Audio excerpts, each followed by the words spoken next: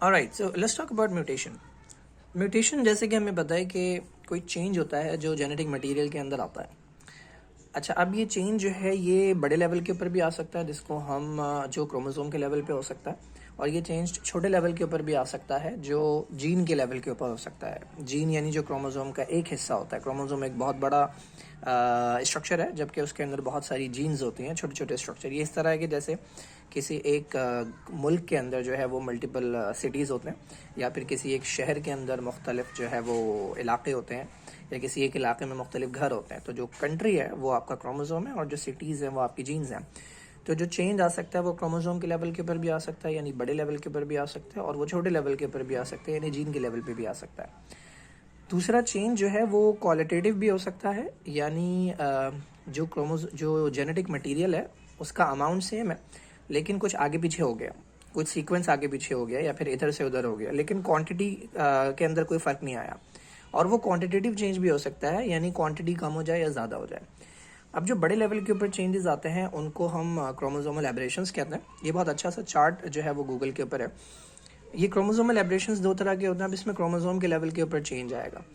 तो left hand के ऊपर जो दिए हुए हैं, मेरे लेफ्ट हैंड के ऊपर जो दिए हुए हैं वो न्यूमेरिकल है। न्यूमेरिकल का मतलब ये क्वांटिटेटिव चेंज है, यानी इसके अंदर नंबर जो है वो आगे पीछे होगा, लेकिन अमाउंट जेनेटिक, जाहिर है जब नंबर आगे पीछे होगा तो उसके अंदर जेनेटिक मटेरियल का अमाउंट भी बढ़ेगा या ज़्यादा होगा।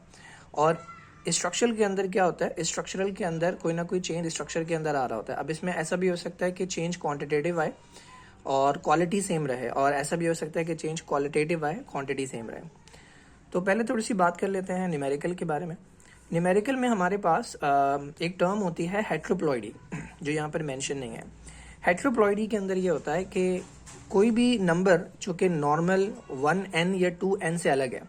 हमें पता है कि हमारे पास इंसानों के जो क्रोमोसोम है किसी भी एक सेल के अंदर वो 46 होता है। तो 46 जो है हमारा 2n कहलाता है, क्योंकि हमारे पास उसमें दो सेट्स होते हैं, एक सेट मदर से आता है, एक सेट फादर से आता है।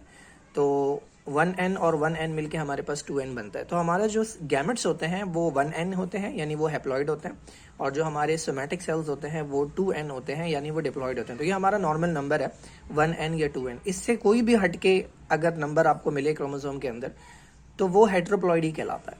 हेट्रोप्लॉइडी की ये दोनों टाइप्स होती हैं, यूप्लॉइडी और एनिप्लॉइडी। अच्छा, अब इसके अंदर फ़र्क क्या होता है, जो यूप्लॉइडी होती है उसके अंदर पूरा का पूरा सेट बढ़ जाता है, यानी सिंगल नंबर या 2 नंबर या 3 नंबर क्रोमोसोम के अंदर फ़र्क नहीं आएगा।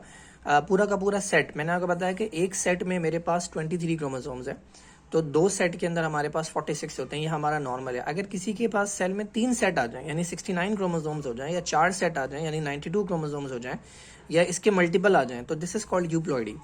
यूप्लॉइडी की एग्जाम्पल में ट्रिप्लॉइडी भी आता है, टेट्राप्लॉइडी भी आता है, और पॉलीप्लॉइड भी आता है।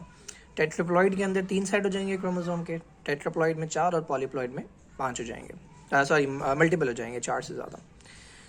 दूसरी जो टाइप है हेट्रोप्लॉइडी की वो एनीप्लॉइडी है। एनीप्लॉइडी के अंदर ये होता है कि पूरा का पूरा सेट नहीं बढ़ता, यानी अगर मेरे पास 46 क्रोमोसोम है तो 46 से 69 नहीं होंगे, बल्कि 47 हो जाएंगे, 47 हो जाएंगे, या फिर 48 हो जाएंगे, या फिर कम हो जाएंगे, 45 हो जाएंगे। तो ये एनीप्लॉइडी की एग्जाम्पल होती है, ये एनीप्लॉइडी की टाइप होती है। और इसके अंदर वैरायटीज़ होती हैं, लाइक मोनोसोमी जिसके अंदर कोई एक क्रोमोसोम का चेंज आता है, और ट्राइसोमी के जिसके अंदर जो है वो मोनोसोमी के अंदर ये होता है कि क्रोमोसोम का नंबर कम हो जाता है, जिसकी बहुत अच्छी एग्जांपल टर्नर सिंड्रोम है। और ट्राइसोमी के अंदर ये होता है कि क्रोमोसोम जो है वो ज़्यादा हो जाता है, कि जिसकी एग्जांपल में डाउन सिंड्रोम भी आता है, जो कि ऑटोसोम के बढ़ने की वजह से होता है, और क्लाइनफेल्टर भी आता है जो कि सेक्स क्रोमोसोम के बढ़ने की वजह से होता है। And then there is tetrasomy, जिसके अंदर 2 क्रोमोसोम जो है वो एक्स्ट्रा हो जाते हैं। ना ये हो गया न्यूमेरिकल, ठीक है, यानी इसके अंदर क्रोमोसोम का नंबर जो है वो आगे पीछे हो रहा है। Let's talk about this one, जो कि स्ट्रक्चरल होता है, जिसमें क्रोमोसोम का नंबर जो है वो आगे पीछे नहीं होता, क्रोमोसोम का नंबर सेम रहेगा, लेकिन इसके अंदर आएगा जो चेंज वो क्वालिटेटिव भी हो सकता है और क्वांटिटेटिव भी हो सकता है। क्वालिटेटिव और quantitative number of chromosome same रहेगा, लेकिन जो अमाउंट ऑफ जेनेटिक मटेरियल है उसकी बेसिस के ऊपर हम डिसाइड करेंगे कि ये क्वांटिटेटिव है या क्वालिटेटिव है। तो हमारे पास ये 4 टाइप्स होती हैं। एक है डिलीशन। डिलीशन के अंदर ऑब्वियसली कोई ना कोई पार्ट जो है वो मिस हो जाएगा। इसके नीचे जो लिखा हुआ है वो छोड़ दें, थोड़ा सा एडवांस्ड बात है कि कहाँ पे हो रही है, टर्मिनल हो रही है या बीच में हो रही है। तो डिलीशन जो है इसके अंदर जेनेटिक मटेरियल लॉस हो जाएगा, डुप्लीकेशन के अंदर जेनेटिक मटेरियल एक्सेसिव आ जाएगा। किसी एक क्रोमोसोम की बात कर रहे हैं हम। इन्वर्जन और ट्रांसलोकेशन के अंदर जेनेटिक मटेरियल के अंदर कोई चेंज नहीं आता, लेकिन यह है कि सीक्वेंस आगे पीछे हो जाता है। क्वांटिटी के अंदर कोई चेंज नहीं आता, लेकिन सीक्वेंस आगे पीछे हो जाता है। तो ये बहुत अच्छी डायग्राम है। तो ये हमारे पास मेरा कर्सर नज़र आ रहा है। So this is was a normal chromosome, ठीक है। इसका ये वाला पार्ट जो है, जो ग्रे पार्ट था, वो लॉस हो गया। So this is an example of deletion. अब इसकी हालत ये हो गई। तो ये क्वालिटेटिव चेंज आया, ये क्वांटिटेटिव चेंज आया, यानी इस क्रोमोसोम का जेनेटिक मटेरियल जो है वो लॉस हो गया। बिल्कुल इसी तरह यहाँ पे ये क्रोमोसोम था, ठीक है। इसका ये जो ग्रे पार्ट है ये डुप्लीकेट हुआ और इस क्रोमोसोम के ऊपर आके, मतलब अब क्रोमोसोम की हालत ये है कि इसके अंदर ये पार्ट दो बार आ रहा है, डबल हो गया। So this is again quantitative change, कि इसके अंदर क्वांटिटी जो है वो क्रोमोसोम के जेनेटिक मटेरियल की बढ़ गई है। जबकि इनके अंदर अगर आप देखें तो जेनेटिक मटेरियल जो है